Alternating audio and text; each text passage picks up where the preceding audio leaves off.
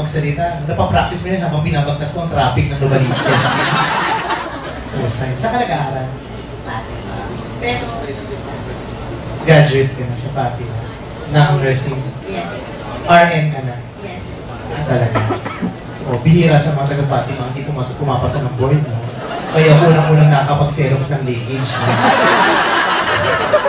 Xerox na. Ano? May matinupang taong aamin.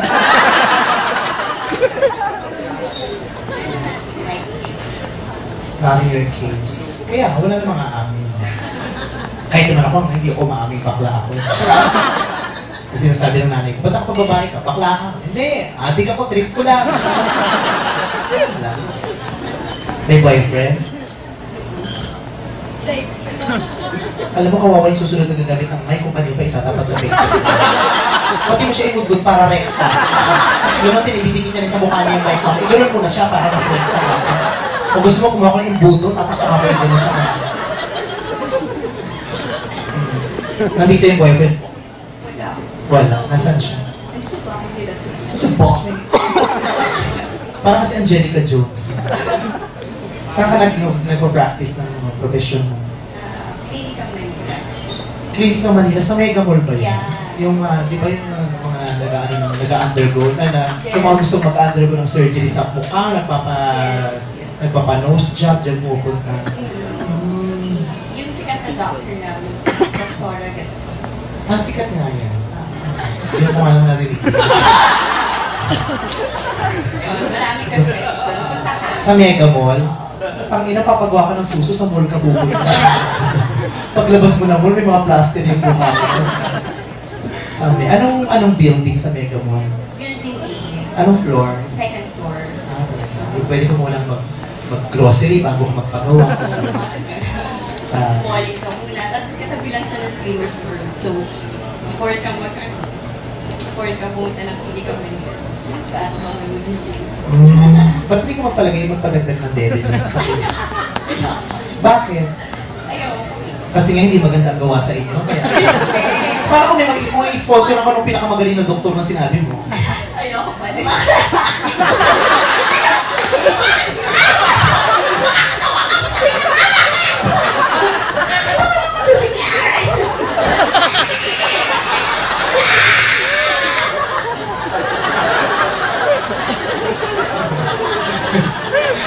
Ay, dito si Karen. Bakit tayo mo pa-boob job? Uso naman yan, ano? Wala nang masama dyan, ano? Yung pangit dito, siyempre, dito ko Pangit ka, mas malaki yung pangit dahil maliit ka, mas malaki suso mo. Eh, di tungtungan mo yung utok mo para kumakakas siya.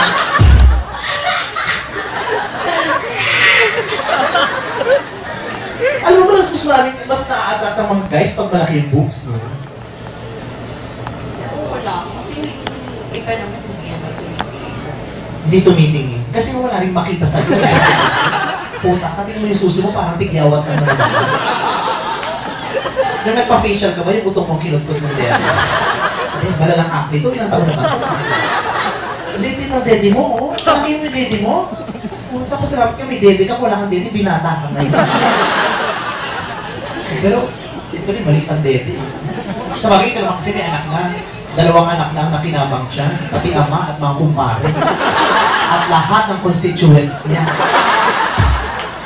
Kaya hindi mo kailangan mag-project. Dahil yung didi mo, ang best is mo.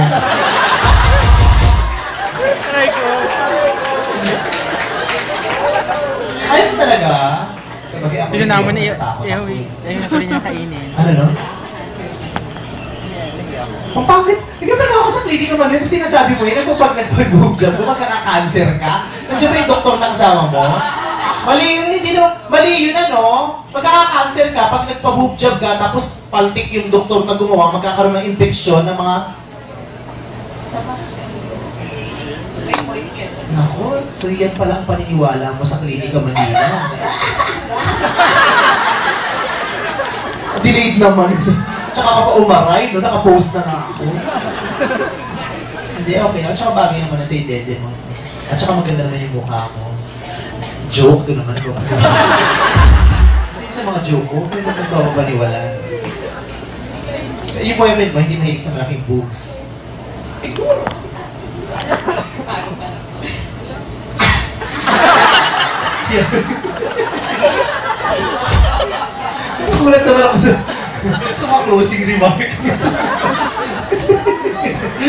Siguro kasi bago pa lang naman kami. Naglabas ko ng plema dun sa mga naman.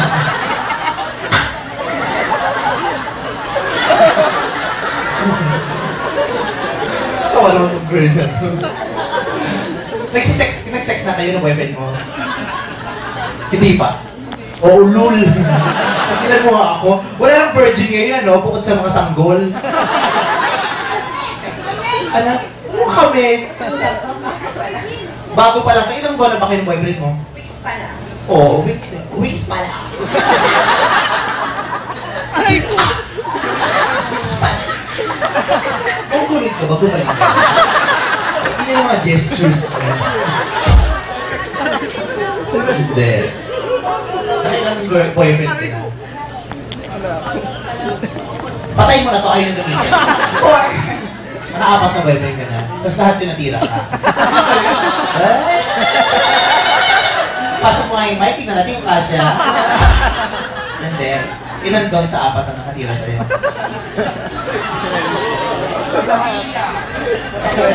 Ha?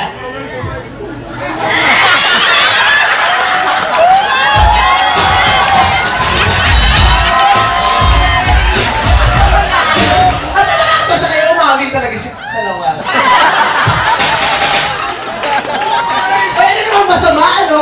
Diyos ko, buti ano lang panahon ngayon, wala nang masama. Mas masakit pa kung naghiwalay kayo ng boyfriend mo na matagal kilig sa mata, tapos hindi ka natira, ibig sabihin hindi siya nalilibugan sa'yo.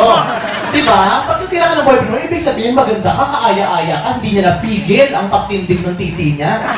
Diba? Kakaloka ka. Nag-enjoy ka. Naamin mo naman na, sige na. Okay na. Did you enjoy it? Anong part doon na na-enjoy?